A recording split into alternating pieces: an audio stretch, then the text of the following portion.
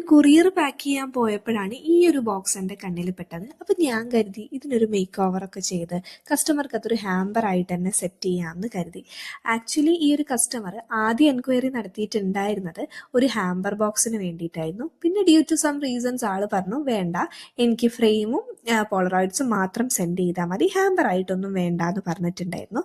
പക്ഷെ എനിക്ക് ഈ ഒരു ബോക്സ് കണ്ടപ്പം ഹാമ്പർ ആയിട്ട് സെറ്റ് ചെയ്യാൻ തോന്നി, അതുകൊണ്ട് ഞാൻ ചെയ്യുന്നു കേട്ടോ. അപ്പോൾ ഇതിനകത്ത് കുറച്ച് ഫ്രെയിംസും പിന്നെ കുറച്ച് പോളറോയിഡ്സും ബാക്കി കുറച്ചൊരു ഗ്യാപ്പ് ഉള്ളതുകൊണ്ട് അത് ഫില്ല് ചെയ്യാൻ വേണ്ടിയിട്ട് റോസും ആയിരുന്നു കേട്ടോ വെച്ചിട്ടുണ്ടായിരുന്നത്.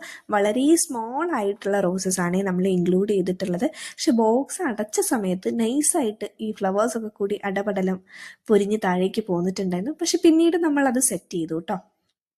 അപ്പോൾ ഇങ്ങനത്തെ വീഡിയോസൊക്കെ കാണാൻ വേണ്ടിയിട്ട് എൻ്റെ പേജ് ഒന്ന് ഇപ്പോഴേ ഫോളോ ചെയ്ത് വെച്ചോ.